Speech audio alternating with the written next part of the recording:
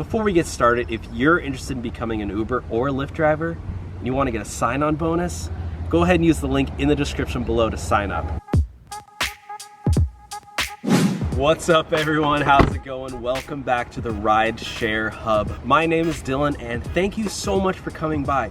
So today's video, I'm going over 25 mistakes that Uber drivers make every day. I've been driving for Uber and for Lyft for a while, and I've talked with a bunch of different drivers on Facebook and on YouTube and on the phone, and these are just all the mistakes that Uber drivers are making every day. So let's get right into it. The first mistake is that a lot of Uber drivers, they don't keep their doors locked when they pick up passengers. So it's really important that you keep your doors locked when you pick up a passenger, so some random person doesn't just hop in your car. And then if they get in and they're the wrong passenger, then you have to kick them out. So it's just a lot easier if you keep your doors locked when you pick them up, and that's for safety reasons as well. All right, and number two is that a lot of drivers don't ask their passenger's name when they're picking them up. Most drivers just go, "Hey, are you Samantha?" And the passenger just goes, "Yep, I'm Samantha."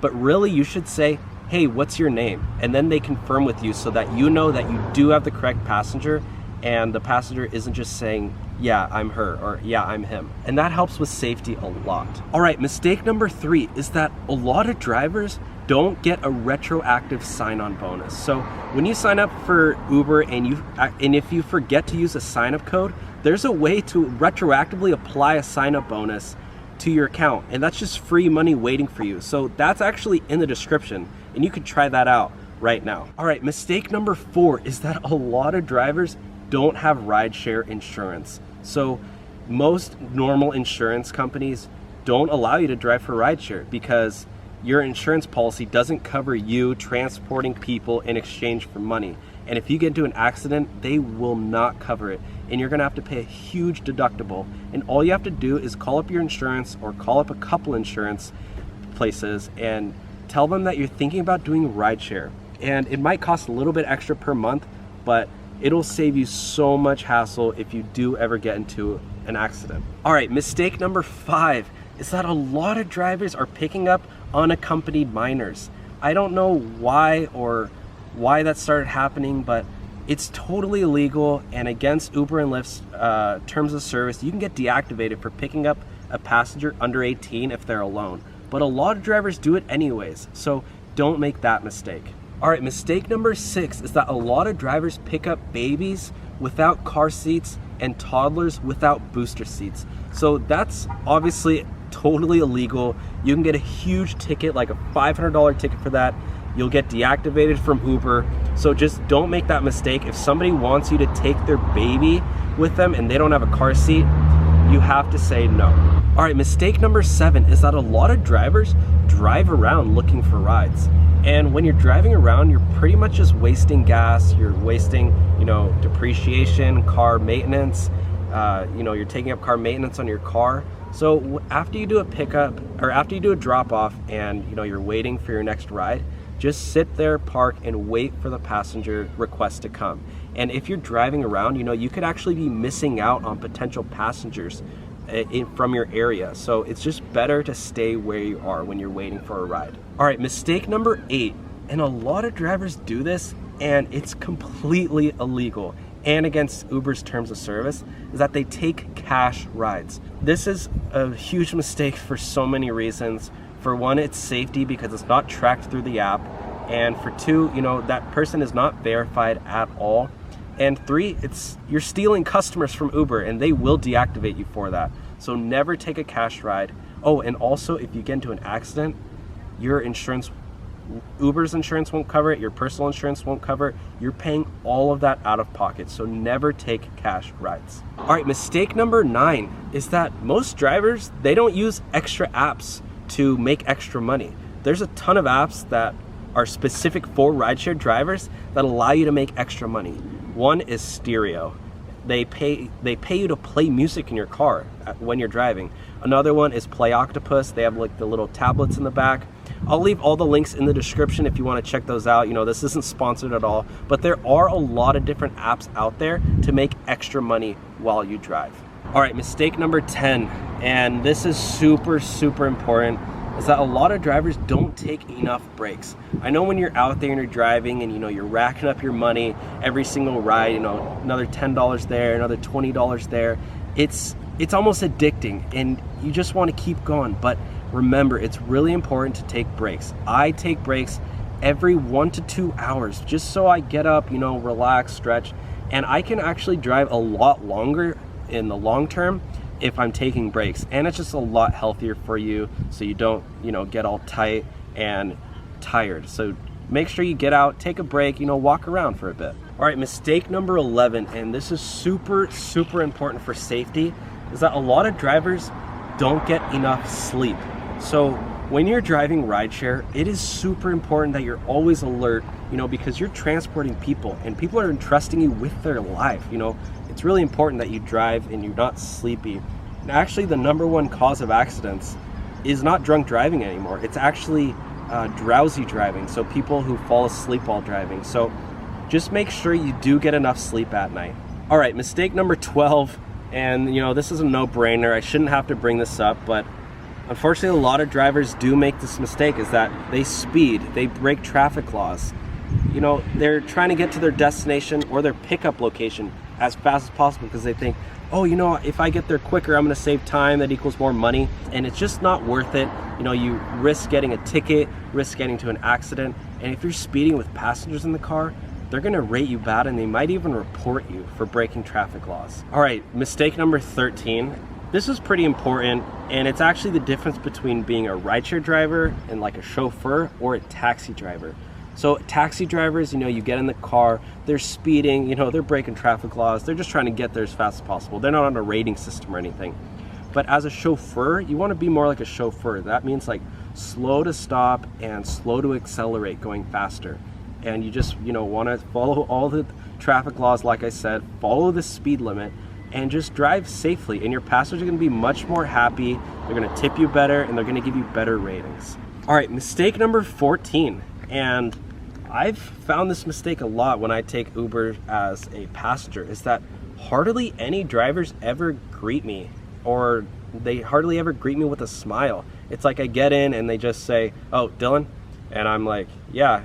It helps a lot when I do have that driver who goes, "Hey Dylan, how are you today?" And I'm like, wow.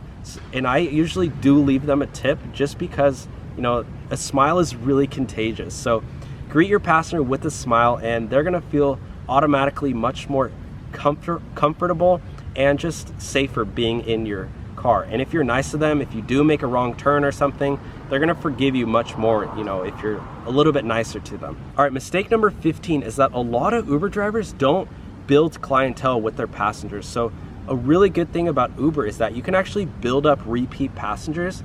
And when you do that, it might be a little bit out of the way, but usually they're gonna always tip you really well. And you can build some great relationships with that. And especially if you have some like high-end clients who, tip you really well. I do have a friend, he got tipped $700. It was 7 people. He did drive them like the whole night for like multiple hours, but each of them gave that driver $100. So if you can build clientele, that'll really help you out with your Uber business. All right, mistake number 16, unfortunately this is an issue, is that the car is actually dirty or it smells. As you can see here, I keep my car super clean, and I don't like driving a smelly car anyways, but passengers do appreciate that too. I don't really like having car fresheners or like air fresheners or anything, but I do keep a bag of charcoal.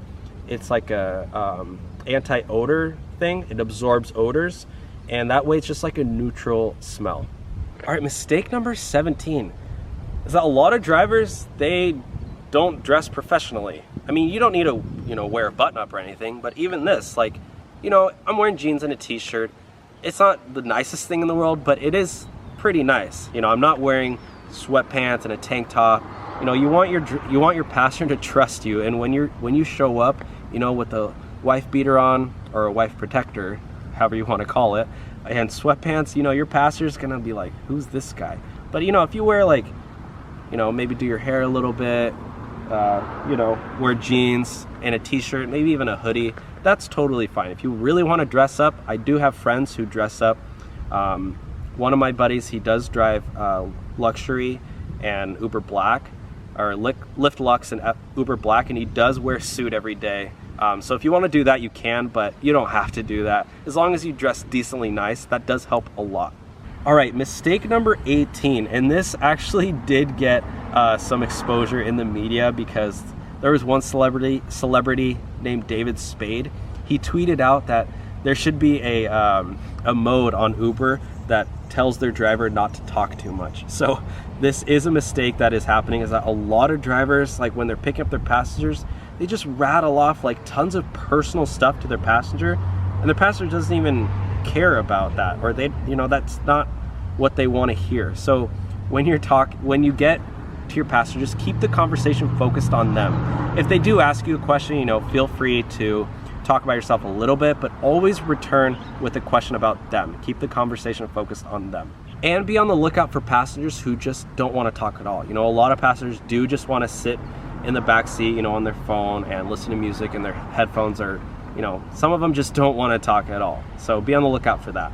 All right, mistake number 19, and I've experienced this like a lot as a passenger when I get in, because I do take Uber and Lyft as a lot as a passenger just to, you know, experience it. And plus, you know, parking is horrible in where I live. This is actually technically, you know, I'm not allowed to park here, so usually I do take Uber and Lyft around, and a lot of drivers play music like super loud. You know, I'm getting in, I've had a long day, and I get in and they're like blasting some inappropriate music, or even music that's, you know, that I actually do like, but it's just way too loud.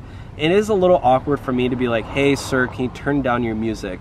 And sometimes they do it and they just turn down a little bit, and I'm like, at that point, you know, you don't want to make your passenger have to ask you to turn down the music. So if you do play music, just keep it down a little bit. And you can always ask your passenger, hey, do you have any preference with the music?